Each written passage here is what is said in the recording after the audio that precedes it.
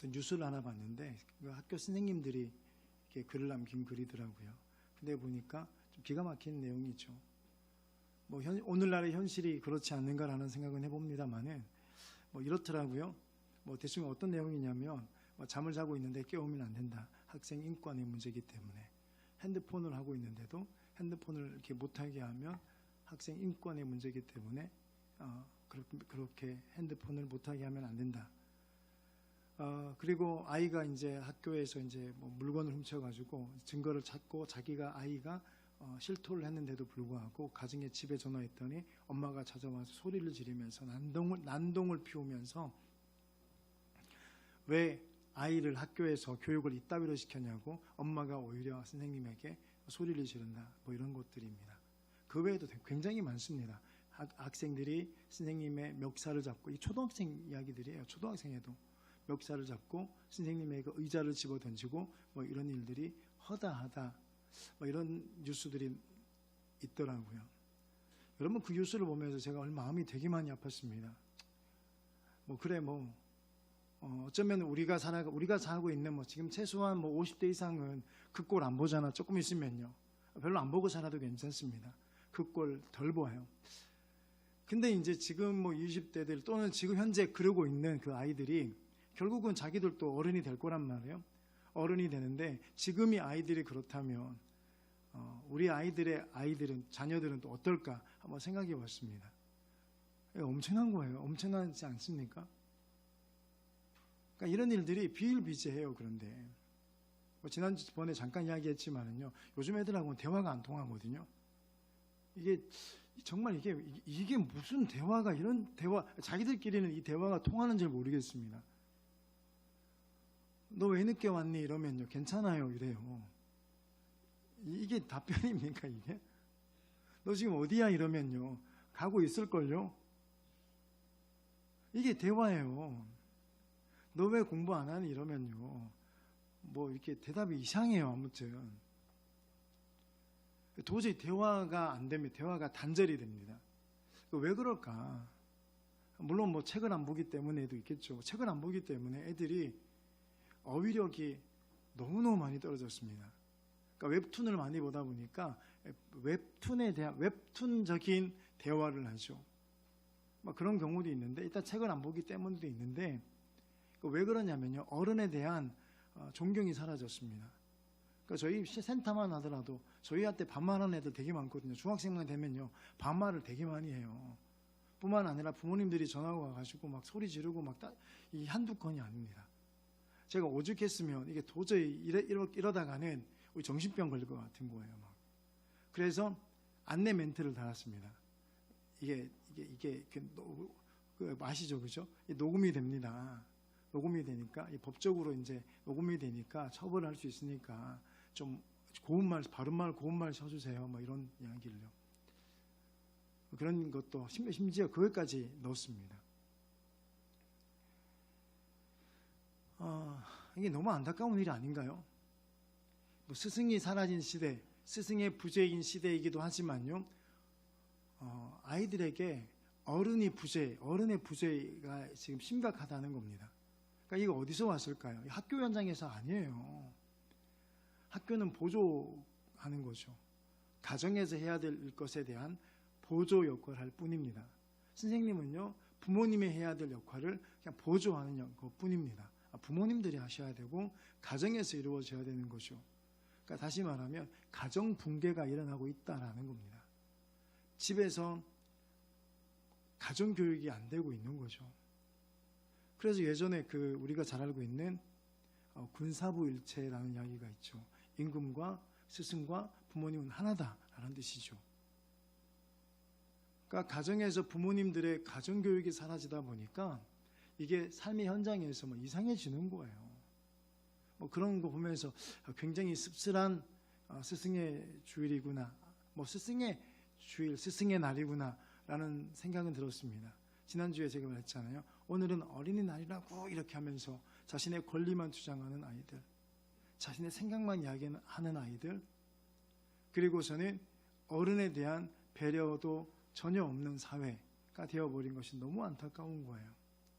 왜 그럴까라는 생각이 참 들면서요. 이거 어떻게 해결해야 될까? 어른으로서 저도 한 가정의 아비로서 이런 문제를 직면했을 때 이 문제를 어떻게 해결할 수 있을까라는 고민이 드는 건 분명한 사실입니다. 여러분들은 이런 고민이 없으신가요? 안 당해서 그런가요? 안 당해보셔서 몰라서 그래요? 참 이 같은 고민을 안고 있지 않습니까? 결국은 하나예요. 예수가 정답이구나. 하나님의 말씀이, 복음이 정답인 거예요. 이거 외에는 결론이 나질 않습니다. 자, 그런데 왜 이런 일들이 벌어질까? 이게 보니까요, 이게 잘 생각해 보셔야 돼요. 이게 나에게 해당되는지 안 되는지에 대한 생각을 하시면서 들으셔야 됩니다. 강력 범죄를 저지른 사람들의 이 심리를 조사해 봤거든요. 심리를 조사하고 그들의 심리를 이야기하는 프로가 있습니다. 보니까 이래요. 뭔가 저지르고 나면요, 전부 다 정상적인 사람은요, 제가 잘못했습니다, 제 탓입니다, 이렇게 이야기를 한대요. 이게 정상적인 범주 안에 들어가는 사람들의 생각은요, 제 탓입니다예요.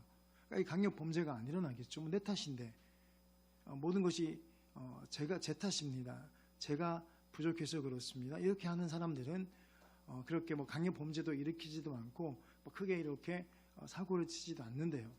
근데 그런 반대의 경우, 강력 범죄를 저지르고 그렇게 하는 사람들의 특징을 보니까 다 이거더라는 거예요. 전부 다 누구 탓이라는 거예요. 누구 때문에, 덕분에가 아니라 다 누구 때문에, 내가 그렇게 한 거는 너 때문에 그렇고, 사회 때문에 그렇고, 부모님 때문에 그렇고, 다 그렇다는 거예요. 그러니까 내가 문제죠. 사회가 그런다고 다 그렇게 강력 범죄를 일으키는 사람이 되는 건 아니잖아요. 같은 부모 밑에 태어났다 하더라도 그렇지 않잖아, 그죠? 근데 우리 한번 스스로 우리 자신의 마음을 한번 점검해 봤으면 좋겠습니다. 그래서 보면서 약간 소름이 끼쳤어요. 보면서 하나같이 다 그렇게 이야기를 하고 있는 거예요. 모든 문제의 탓을, 원인을 다른 바깥에서 찾는 사람들의 특징이 강력 범죄를 저지르더라는 겁니다. 그러니까 나 때문이 아닌 거예요. 나 때문에. 그러니까 내가 못 참아서 그런 거잖아요. 대부분 다 그런 거죠. 내가 못 견뎌서 그렇잖아. 내가 인내하지 못하고, 내가 참지 못하고, 그래서 생기는 것들이 너무나 많잖아요. 내가 배려하지 못하고, 내가 이해하지 못해서 생기는 것들이 되게 많습니다. 저는 여러분 알다시피 제 차를 와서 누가 박아도요, 보상해달라는 이야기를 안 하거든요. 여러분 심심하시면요, 진짜인지 아닌지 예배 드리고 가다가 발로 한번 이렇게 문짝 차셔도 괜찮습니다. 물러달라고 안 해요. 그것도 좀 성이 안 차시면 돌로 이렇게 앞유리를 한번 크게 부셔보십시오. 괜찮습니다. 물러달라는 소리 안 해요. 설마 그러시는 분 없겠죠. 목사님 그랬으니까 개떡같이 말해도 찰떡같이 알아들으셔야 되는데, 진짜로 진짜인가 아닌가 한번 테스트 해버리라 이러면서, 저도 마음에는 분노가 일어나요. 왜 안 일어나겠습니까? 누가 와서 삭을 밟는데, 누가 와서 이렇게 약간 위협을 가하는데 왜 당연히 그런 분노가 일어나지 않겠습니까? 근데 그걸 어떻게 대응하느냐의 문제죠. 어떻게 대응하느냐 문제 아닌가요? 분노를 일으켰을 때, 그런 것들이 상황이 생겼을 때 그 분노를 어떻게 조절하느냐의 문제 아닌가요? 저는 우리의 이성으로 그거는 불가능하다 생각이 됩니다. 그러니까 저도 한 성질하는 사람이 있잖아요. 지금은 굉장히 많이 성질이 죽은 사람인데요. 저는 물불을 안 가리는 사람이었습니다. 1대 몇 이거 상관없어요. 어디 터지든 말든지 이렇게. 근데 지금 시간이 지나면서 조금 온순해진 거예요. 그 온순함은 어디서 나왔냐 그러면 성격이 바뀌었다는 게 아닙니다. 그냥 착각하시면 안 돼요. 제 성격 안 바뀌어요, 여러분. 제 성격이 절대로 바뀌지 않습니다. 아무리 외적인 어떤 자극이 있다 하더라도요, 제가 스스로 노력을 한다고 하더라도 제 성격은 절대로 바뀌지 않습니다. 사람 바뀌는 게 아니에요. 왜 그러면 이렇게 바뀌어 이게 좀 달라졌느냐? 하나죠. 어디에 주목하느냐, 어디에 집중하느냐예요. 분노할 수 있지만은 그러나 나에게 분노하지 아니하신 그 하나님, 여러분 하나님이 저한테 분노하셨으면요, 저는 하루도 제 명예 살 수가 없겠죠. 그 사랑 때문에 그렇습니다. 그 은혜 때문에 그런 거죠. 오늘 우리가 한이가 이야기했던, 그죠? 정말 막 그럴 수밖에 없는, 죽을 수밖에 없는 저를 구원하신 그 십자가 은혜 때문에 어디에 집중하느냐의 문제 아닌가요? 내가 그 분노를 일으키는 그 환경에 집중할 것인지, 조건에 집중할 것인지, 아니면 하나님께 집중. 결국은요, 하나님 외에는 답이 없습니다. 이 세상을 살아갈 때 은혜 아니면 살아갈 수 없다라는 생각이 계속해서 들죠. 여러분, 제가 지난번에도 말씀드린 것처럼 저는 매일 아침에 기도할 때마다 여러 가지 많은 기도를 하는데, 최근 들어서 계속하는 기도는 이런 기도예요. 하나님, 오늘 또 하나님의 은혜가 필요합니다. 하나님, 오늘 또 하나님의 은혜가 필요합니다. 하나님 은혜가 없이는 하루도 살 수 없으니까요. 전 여러분들이 그런 기도를 하는 여러분 되었으면 좋겠습니다. 그럼 스승의 날, 스승의 주일 한번 좀 고민하고 한번 생각해 보셨으면 좋겠어요. 여러분에게 스승이 있나요? 여러분에게 어른이 있나요? 여러분에게 정말 부모님이 계신가요? 한번 고민해 봤으면 좋겠습니다. 나는 별로 스승 같지 않는 스승밖에 없어서 생각 안 하겠습니다. 우리 부모는 개떡 같아가지고 부모 같지 않는 인간들이어서 저는 안 할래요. 어른이 어디 있습니까? 요즘 다 그따위인데.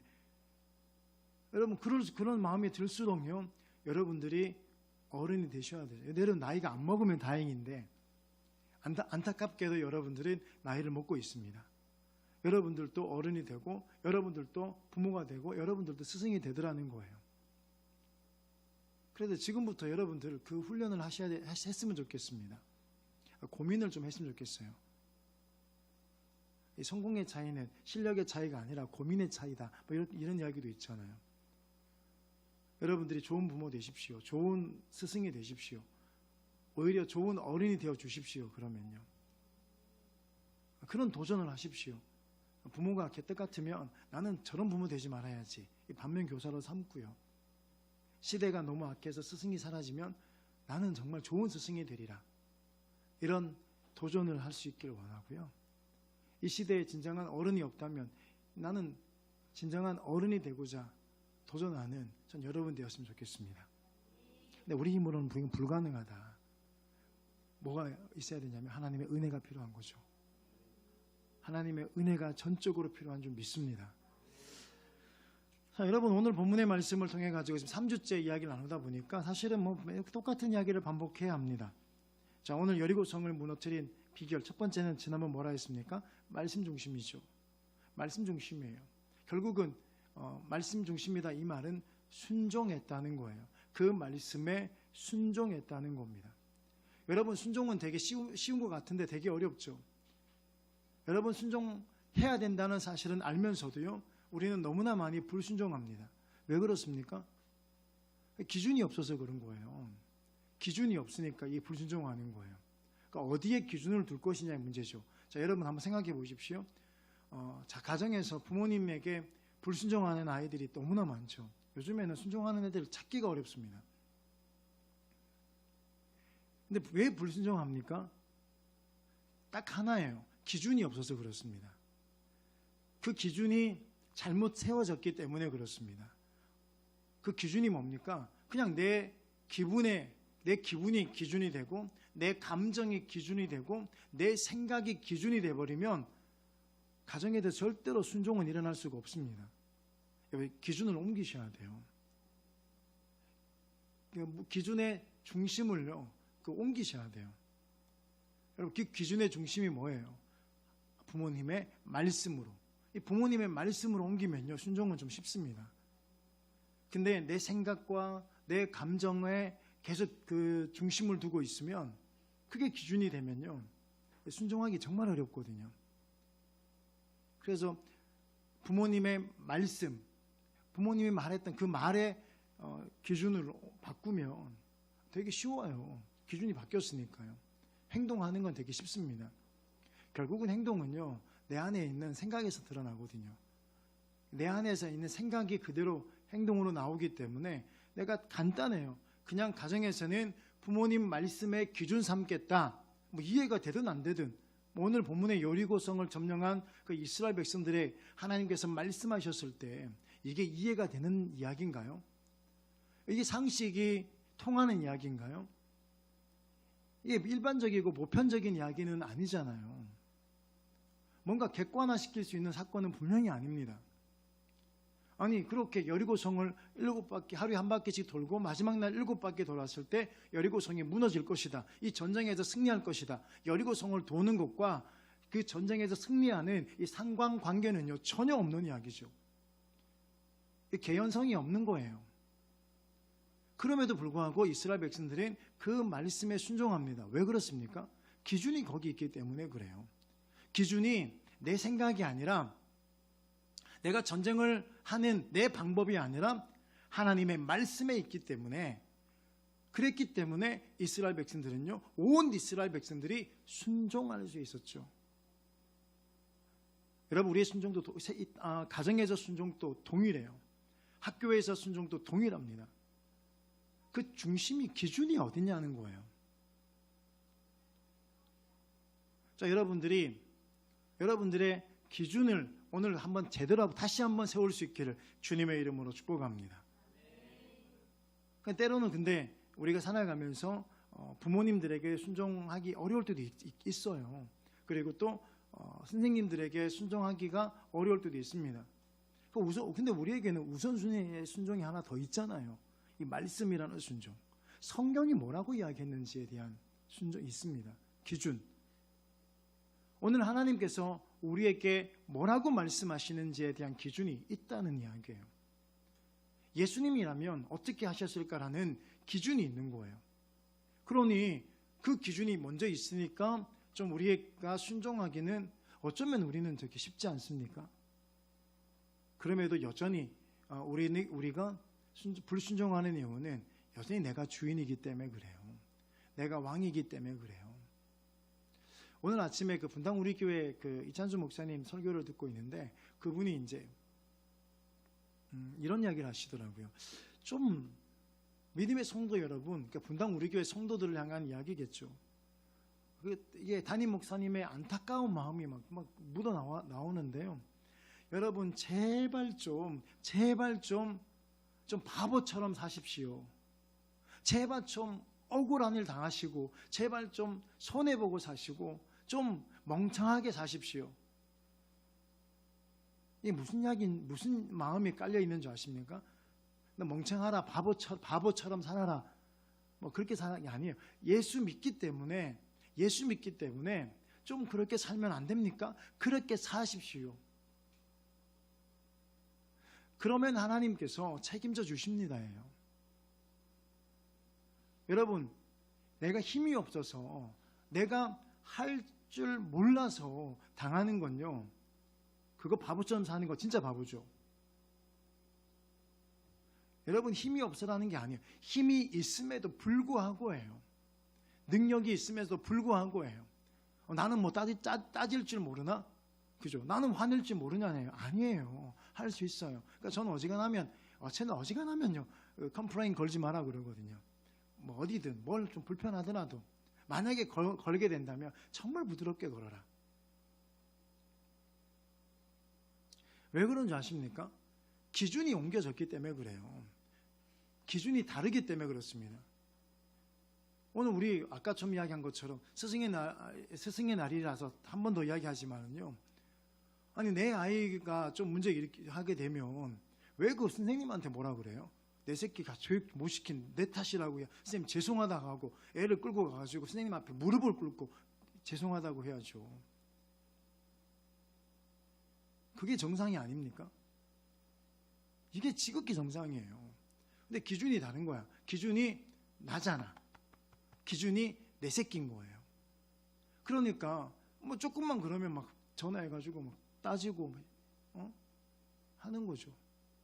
뭐 학교 현장만 그런 건 아니에요. 뭐 물건을 살 때라든지 어떤 고객 서비스를 받았을 때라든지 뭐 그럴 수도 있지.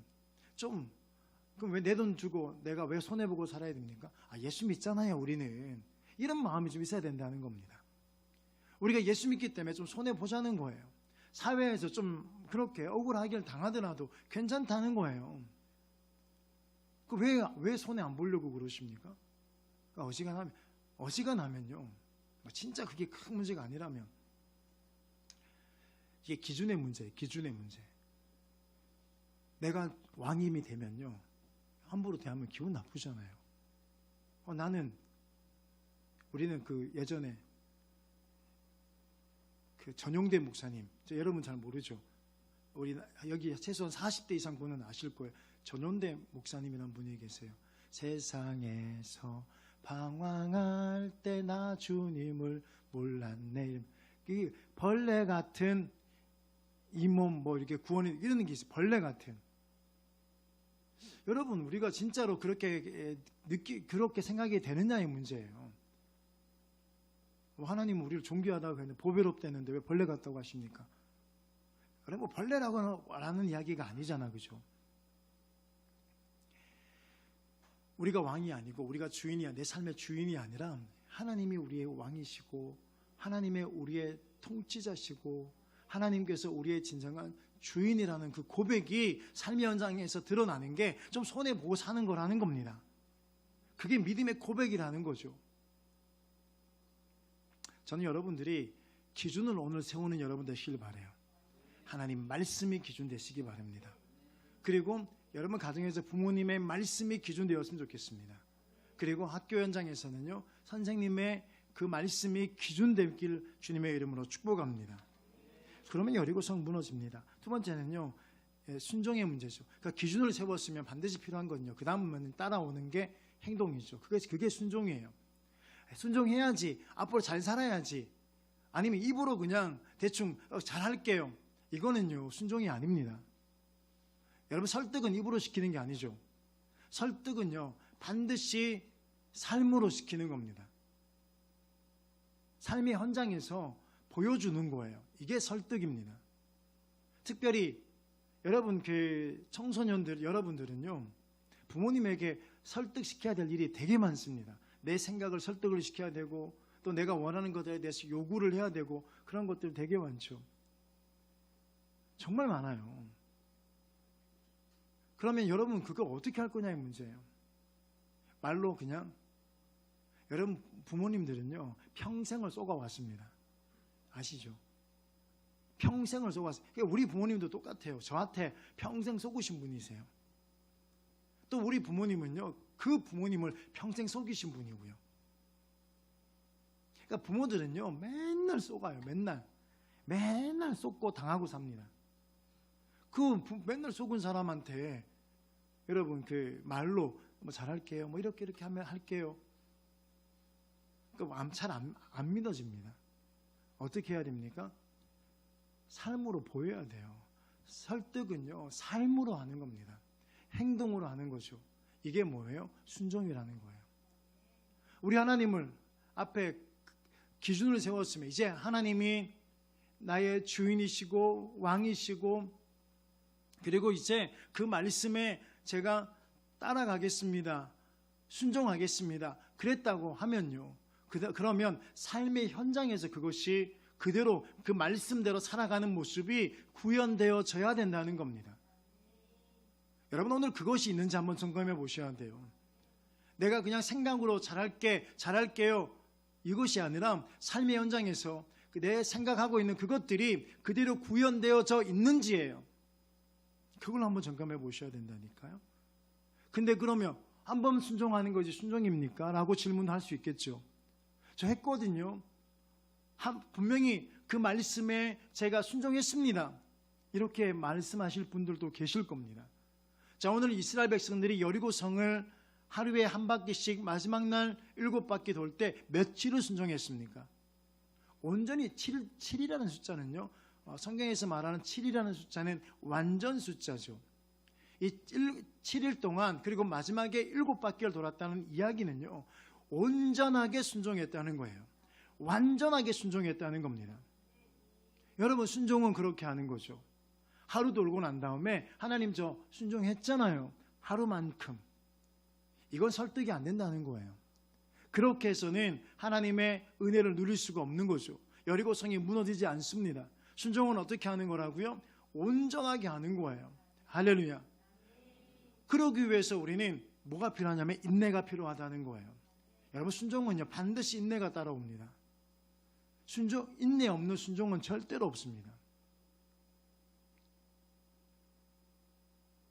사랑하는 여러분, 그래도 삶의 현장에서 끊임없이 인내하시면서 순종할 수 있기를 주의 이름으로 축복합니다. 마지막 세 번째인데요, 이것도 한번 점검해 보셔야 한대요. 자, 이스라엘 백성들이 일곱째 날에도 여전히 새벽에 일어나죠. 계속해서 반복해서 말씀드렸지만 마지막 날에는 7바퀴를 돌았습니다. 자, 7바퀴 돈 다음에, 자, 그 다음에 어떤 액션들이 계속해서 있었습니까? 자, 7바퀴 논 다음에 뭘 했냐면 제사장들의 나팔 소리가 들리죠. 다시 말하면 제사장들이 나팔을 불었습니다. 그 다음에 뭐 했냐는 거예요. 맞아요. 제사장들의 나팔 소리가 들리자 여호수아가 백성들에게 이렇게 말합니다. 외치라, 여호와께서 너희에게 이 성을 주셨느니라. 아멘. 자, 여러분 한번 생각해 보십시오. 지금 성이 무너진 게 아니죠.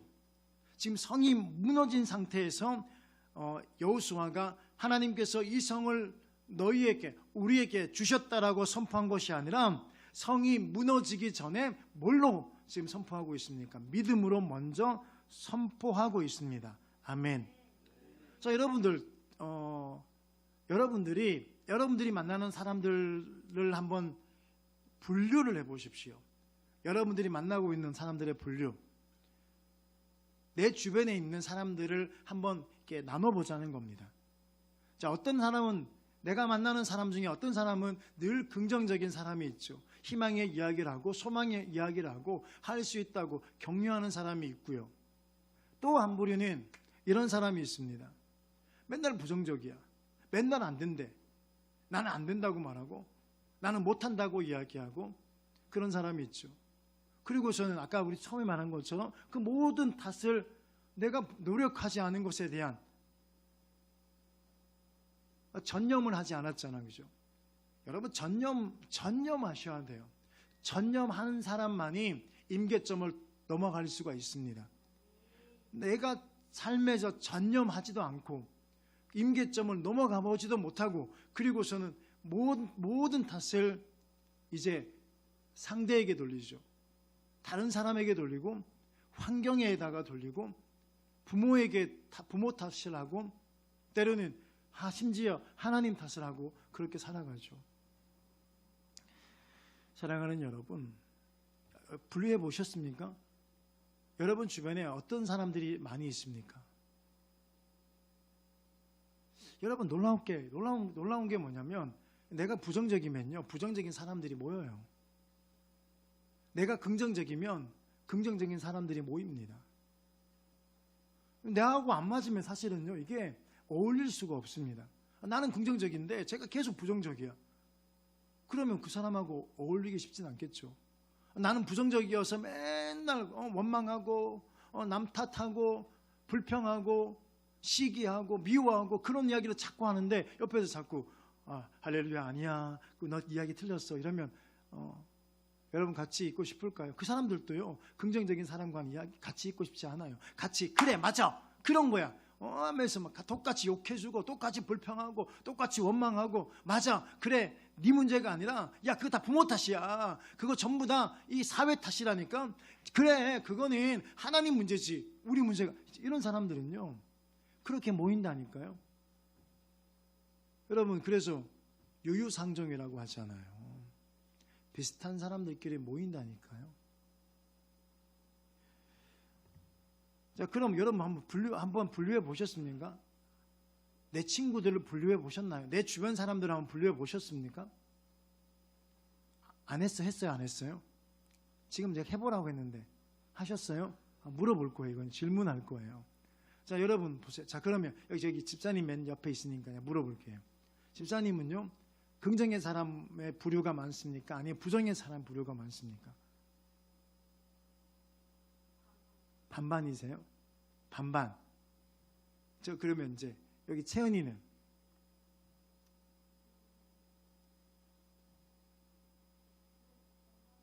반반?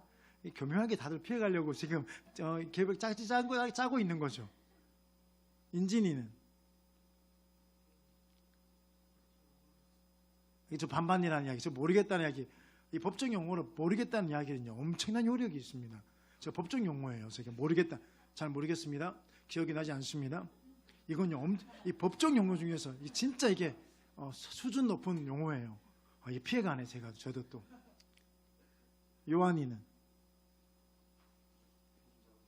긍정이 많아요. 쟤도 이게 답을 정해놓고 그거 있잖아요. 그런 것 같은데 살짝. 이제 그만 물어볼게요. 부담되시죠? 여러분의 삶 주변을 한번 분류를 했잖아요. 그러면 부정이 많은 분들은요, 내가 부정적인 거야 사실은요. 긍정이 많은 사람은요, 긍정이다, 내 주변 사람들은 긍정적이다, 내가 실제로 긍정적인 확률이 훨씬 높습니다. 반반이다, 반반은 잘 없어요 사실은요. 이게 잘 아니에요, 그죠? 왜냐하면 내가 중간에 있는데 나는 아직 선택을 못했다는 거하고 동일하잖아. 우리 선택하며 사는 거거든요. 실제로 보면 긍정적인 사람하고 어울립니다. 있다 하더라도 절대로 그 부정적인 사람하고는 안 어울립니다. 그죠? 근데 내가 부정적인 사람이면요, 부정하고 휩쓸려 살아간다니까요. 자, 여러분, 그래서 오늘 우리에게 성경은 뭐라고 도전하냐면요, 그렇게 하지 말라고 이야기하고 있는 거예요. 자, 여러분, 지금 상황을, 여리고 성을 돌고 있는 이스라엘 백성들의 상황을 한번 보십시오. 지금 여기가 부정입니까? 긍정입니까? 이게 소망입니까? 아니면 이게 그 저주인가요? 이게 뭐예요? 지금 상황을 보십시오. 지금 무너졌습니까? 안 무너졌습니까? 7바퀴 돌았거든요. 무너졌나요? 안 무너졌나요? 7일 동안 믿음으로 인내하며 순종했습니다. 하나님 말씀 붙들고 순종했습니다. 그런데 지금 현재 상황을 보면 이게 지금 소망인가요? 이게 희망인가요? 아니죠. 안 무너진 거예요. 아직도 안 무너졌습니다. 그런데 지금 여호수아는 외치라, 하나님께서 너희에게 이 성을 주셨느니라, 이렇게 믿음의 이야기를 하고 있다는 거죠. 오늘 이 사실을 통해서 저와 여러분에게 주는, 하나님께서 저와 여러분에게 말씀하시고 싶은 게 이 말씀하고 싶으신 거예요. 야, 먼저 시인해. 뭘로? 믿음으로. 아멘. 믿음으로 먼저 시인하라는 거예요. 믿음으로 먼저 시인하면 하나님께서 복 주시겠다는 거죠. 성공했다고 해야 성공이 온다는 거예요. 병이 나았다고 믿음으로 시인해야 병이 낫는다는 거예요. 다시 말하면 지금 있는, 내 눈으로 보고 내가 의식하고 있는 이 상황보다 먼저 앞서가는 것이 뭡니까? 믿음이라는 거예요. 그래서 성경 히브리서는 분명히 그런 이야기를 하잖아요. 믿음은 보이지 않는 것들의 증거라고요. 바라는 것들의 실상이라고요. 아멘입니까? 이게 믿음이에요. 믿음은 지금 현재 보이는 현재의 상황이 아니라, 현재 보이는 현상이 아니라, 믿음은 앞에 있는 거다라는 겁니다. 할렐루야. 오늘 성경은 저와 여러분에게 그렇게 이야기하라고 말하고 있는 겁니다. 부정적이지 맙시다. 아멘. 여러분, 믿음의 소리, 믿음의 선포할 수 있기를 주의 이름으로 축복합니다. 자, 근데 여러분, 오늘 이 여리고성이 무너진 상황들을 가만히 한번 보십시오. 한번 가만히 보면 여러분, 무엇이 보이나요? 이게 딱 가만히 보고 있으면 여리고성은요, 처음에 시작했죠. 하나님의 법궤가 맨 가운데 있다. 이거 기억나시죠? 첫째 주에 했던 거. 하나님의 법궤가 맨 가운데 있다. 지금 여리고성 전투를 하고 있는데 이스라엘 백성들은 지금 전쟁을 하고 있는 것이 아니라 뭘 하고 있다고 말씀드렸습니까? 예배를 드리고 있다고 말씀을 드렸습니다. 여러분, 전쟁을 하는 사람들이 전쟁을 하고 있는 것이 아니라 예배를 드린 거예요. 전쟁을 앞둔 이스라엘 백성들에게 하나님께서 할례를 행하신 이유는요, 그거 전쟁하는 것보다 더 중요한 것이 뭐냐면 나하고의 관계 회복이라는 거죠. 여러분, 할례는요, 하나님과의 관계 회복이에요. 야, 이 광야에서 그렇게 너희와 나와의 관계가 막 어그러지고 일그러졌는데, 전쟁하기 전에, 가나안 땅에 들어가기 전에 너하고 나하고 먼저 해결해야 될 문제 한 가지가 있다. 그게 뭐냐면 관계 회복하자예요. 아멘입니까? 관계 회복하자. 그래서 하나님께서는 관계 회복을 시키셔요. 그리고 오늘 여리고성 전투, 이게 가나안에 들어와서 하는 첫 번째 전투죠. 이 첫 번째 전투에서 하나님께서 우리에게 말씀하고 싶은 게 뭐냐면요, 그거예요. 나 네 삶에 있어서 가장 중요한 첫 번째가 뭐냐면 예배다. 아멘. 당장 눈에 보이는 전쟁의 모습이지만 눈으로 보면요, 눈으로 봤을 때는 위기고 문제고 이 고통이지만은 넘어갈 수 없는 엄청난 큰 산이지만은, 그러나 그것보다 더 중요한 문제가 있는데, 그게 뭐냐면 예배라고 말씀하고 있는 줄 믿으시기 바랍니다.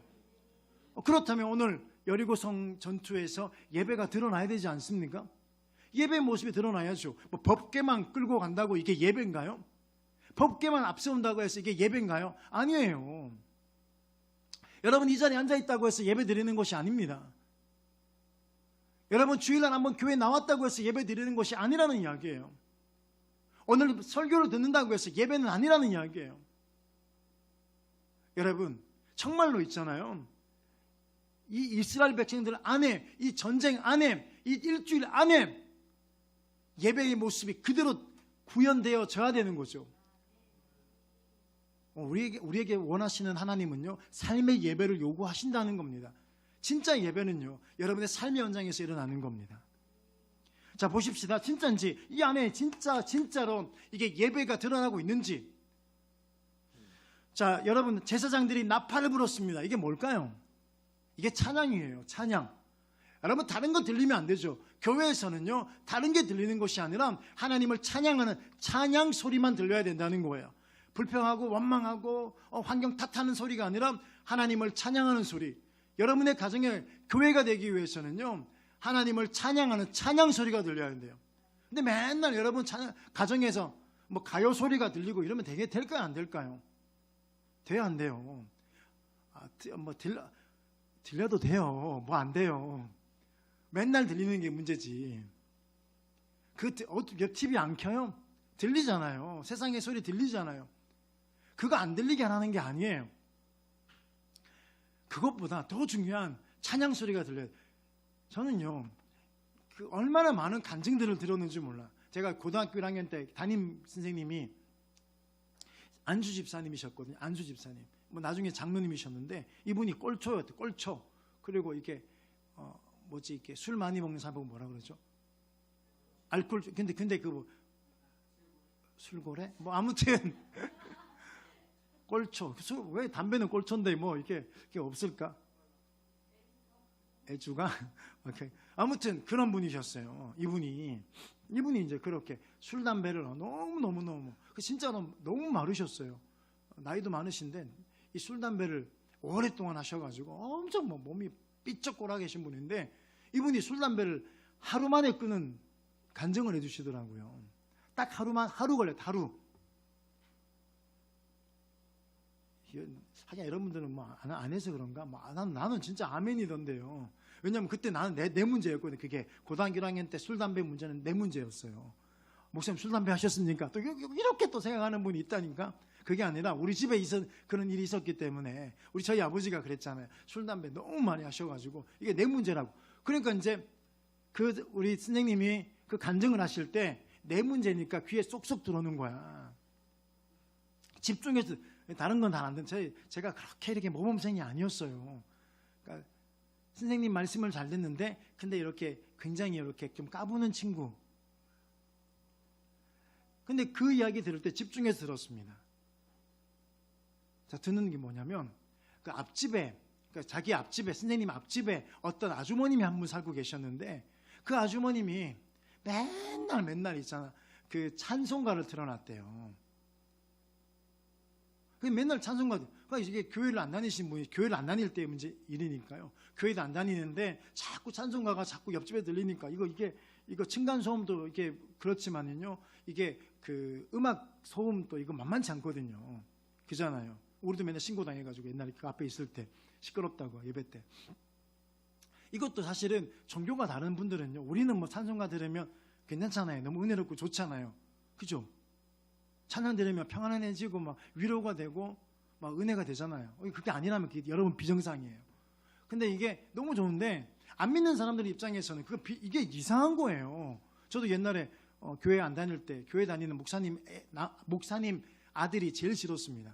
목사님 애들하고 많이 싸웠어요. 제가 교회 담벼락도 발로 차서 무너뜨린 사람이잖아요. 그러니까 교회 핍박하면 목회할 거예요. 목사님한테 원망하면 목사 될 거예요. 될지어다.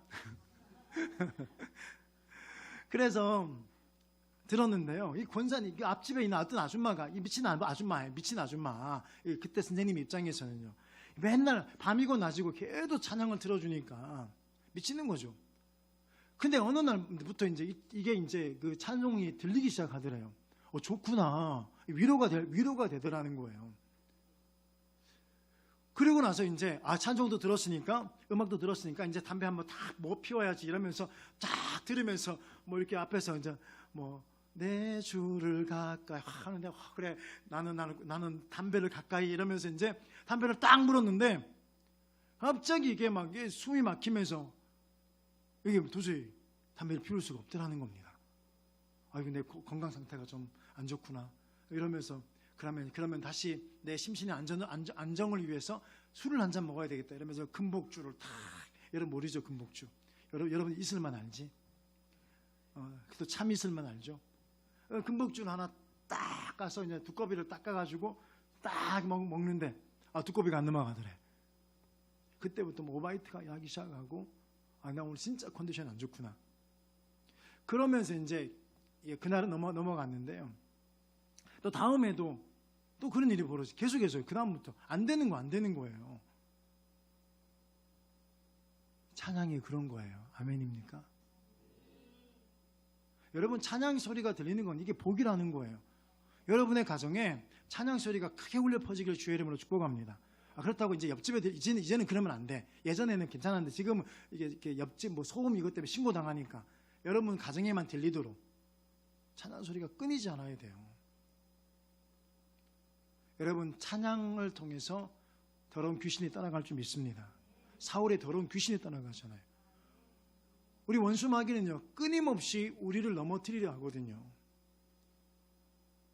우리를 포기하지 않으세요. 그분이 이 원수 마귀는 쉬지 않고 우리를 공격하잖아요. 이길 수 있는 방법이 없어요. 사실요. 내 힘으로 이길 수 있다고요. 천만의 말씀이에요. 아닙니다. 여러분 찬양을 트셔야 돼요. 근데 이게 있잖아요. 내 영적 상태를 점검해보는 진짜 중요한 척도 한 가지가 있습니다. 내 영적 상태. 그러니까 힘드냐 안 힘드냐 이 문제는 아니고요. 내 영적 상태를 점검해보는 척도는 찬양을 딱 들어보면 알아.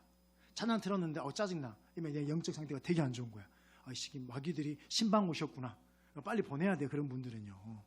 아시겠죠? 빨리 쫓아내야 되는 거예요. 찬양 딱 들어보면요. 그럴 때가 있다니까. 목사들도 그런 때가 있어요. 그러면 빨리 아셔야 돼. 찬양 듣는데 이게 좀 짜증이 나. 주는 사랑이라는데 나는 사랑 같지 않고 막 이럴 때가 있거든요. 마음이 막 강팍해질 때가 있습니다. 찬양 딱 들어보면 알아. 그때 여러분 계속해서 들으셔야 돼요. 아멘. 그래야지 원수마귀가 떠나갈 줄 믿습니다. 여러분 우리는 내가 믿는 하나님은 어떤 하나님이십니까? 여러분이 믿는 하나님은 어떤 하나님이신가요? 우리가 믿는 하나님은요 창조주 아버지시죠. 믿으십니까? 창조주 아버지, 창조주 하나님을 우리는 믿고 있습니다.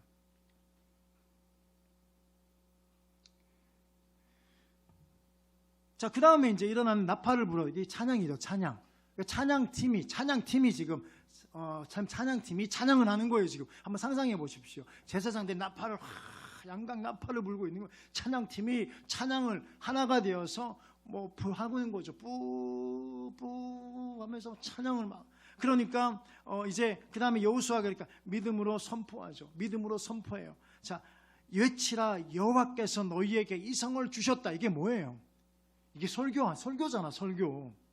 하나님의 말씀을 대언하는 거. 설교는 간단한 겁니다. 설교는요, 하나님의 말씀을 대언하는 거죠. 지금 여호수아는 하나님의 말씀을 대언하고 있는 거예요. 이게 설교 아닌가요? 설교하고 있는 거예요. 그러면 설교하고 있는 찬양팀이 찬양을 하고, 그리고 여호수아 목사님께서 지금 설교를 하고, 그다음 백성들이 그다음에 어떻게 합니까? 백성들이 뭐라고 하죠? 백성들이 함께 외치니 할렐루야. 백성들이 함께 외치니 아멘. 여러분, 이게 다 이게 일어나야 되는 거예요.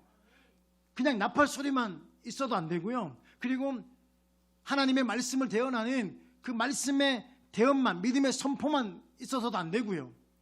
이 백성들이 함께 외치니에요. 이거 여러분 보셨죠?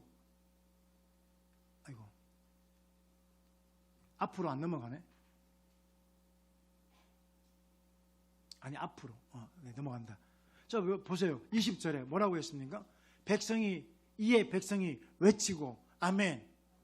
이에 백성이 외치고. 여러분 역할은 이에 백성이 외치고예요.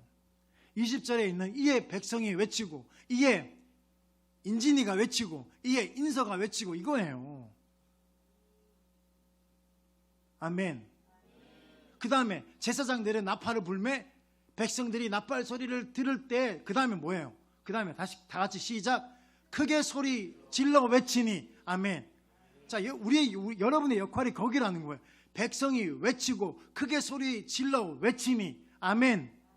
이게 뭐예요? 아멘이잖아요. 하나님 말씀이 떨어지면 아멘하고, 하나님의 소리, 찬양을 크게 하고, 그리고 하나님 말씀 붙들고 크게 기도하고 아멘. 백성이 외치고 크게 소리 질러 외치니, 여러분들 아멘 크게 하고 찬양 크게 하고 기도 크게 하자는 거예요. 자, 여러분, 이게 예배 아닙니까? 이게 예배잖아. 예배 안에 다 있는 거예요. 그래서 예배 성공자가 인생의 성공자가 될 수밖에 없다는 겁니다. 할렐루야. 예배 성공해야만이 여리고성이 무너지는 겁니다. 아멘. 여러분, 첫 주에 이야기했잖아요. 삶 가운데 각기 다른 다양한 여리고성을 맞닥뜨리고 있다고요. 그때 여리고성을 어떻게 할 거냐? 넘어가야 되잖아요. 그리고 성을 무너뜨리고 정복해 나가야 되잖아요. 걸려 넘어지면요, 거기서 부딪혀서요, 돌아가면요, 맨날 실패하는 인생 사는 겁니다. 그래서 예배가 필요한 거예요. 아멘.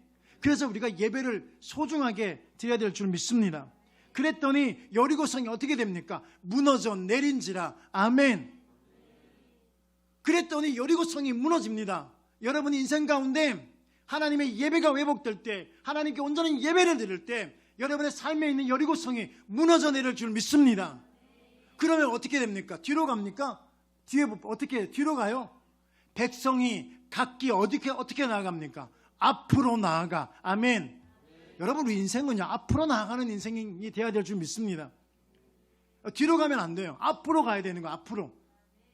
무너져 내려야지 앞으로 갈 수 있겠죠. 백성이 각기 앞으로 나아가, 그리고 그 성에 들어가서 그 성을 점령하고, 조금 전까지만 하더라도 넘지 못할 엄청난 문제였습니다. 엄청난 고통이고, 엄청난 고난이고, 엄청난 상처고, 도저히 감당할 수 없는 어려움이었지만, 그런데 이제 그 문제는 무너져 내려간 거예요. 그래서 그 성을 점령한 거예요. 아멘. 사랑하는 믿음의 성도 여러분, 그래서 예배가 그렇게 중요합니다. 실제로 여리고성은요, 고고학자들이 밝혔는데 갑작스러운 지진으로 성이 무너졌다고 했습니다. 여러분, 우리는 증명이 된 사건이잖아요. 누가 그 일을 하셨습니까? 하나님이 하신 거예요. 우리의 아버지이시며 창조주 하나님, 전능하신 하나님, 우리 하나님이 하신 줄 믿습니다. 인생의 문제는 결국은 내가 하는 게 아니라는 거예요. 내가 하는 것 같지만은 내가 하는 게 아니라는 거예요. 우리가 하는 것은요, 순종이에요.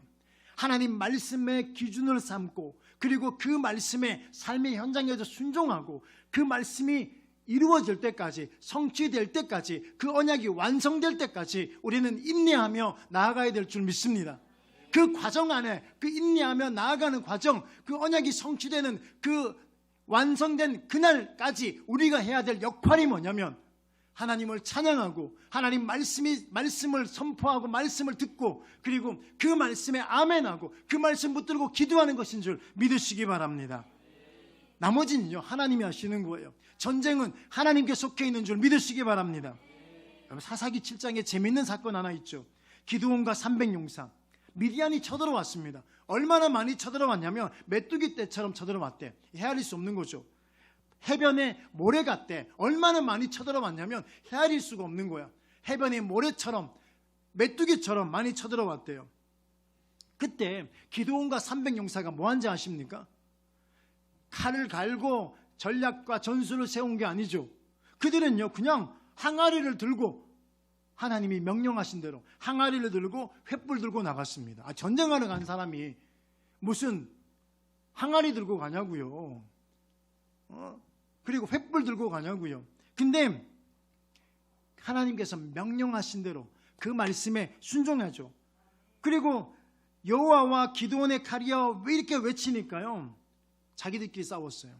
미디안 사람들 자기들끼리 싸우고 결국은 이스라엘이 승리한 줄 믿습니다. 여러분 기억하십시오. 우리의 삶의 현장은 이와 같은 경우는 너무나 많습니다.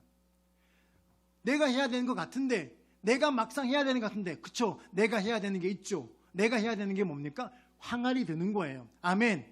횃불 드는 거예요. 아멘. 내가 하나님의 나팔 소리가 들리면요 크게 외치는 것인 줄 믿으시기 바랍니다. 이게 내가 해야 되는 거예요. 내가 하는 건 이거 여기에요. 왜 그 전쟁 현장에서 내가 안 해도 되는 하나님이 하실 것에 대해서 왜 우리가 자꾸 하면 사냐는 거예요.